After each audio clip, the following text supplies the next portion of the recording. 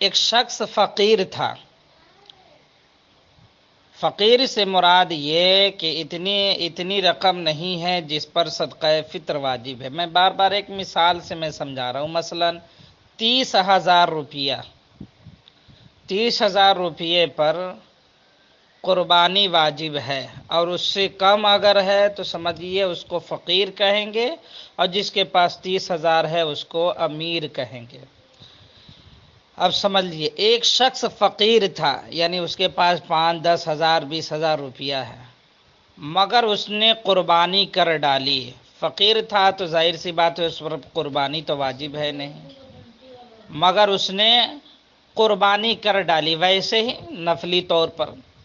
اس کے بعد ابھی وقت قربانی باقی تھا، مثلا 10 تاریخ کو اس نے کر لیا، ابھی بھی وقت ہے 11 اور 12 کہ مالدار ہو گیا، ابھی وقت باقی تھا کہ مالدار ہو گیا، تو اس کو پھر قربانی کرنی چاہیے یا نہیں؟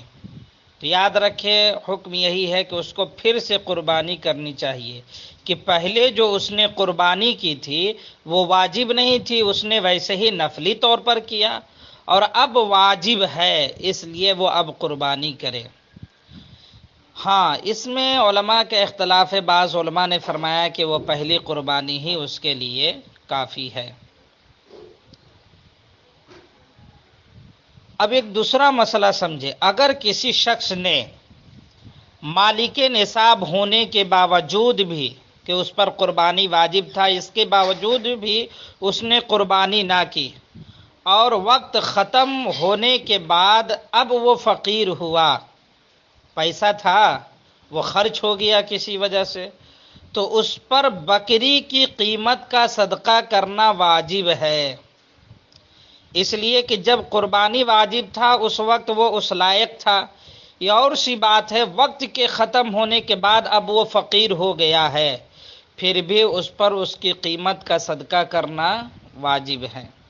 یعنی وقت گزرنے کے بعد قربانی ساقط نہیں ہوگی، اس کو اتنی رقم صدقہ کر رہی ہے.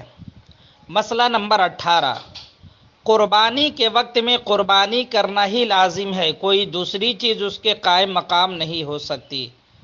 مثلا بجائے قربانی کہ اس نے بکری یا اس کی قیمت صدقہ کر دی، یہ ناکافی ہے نا، یہ کافی نہیں ہے.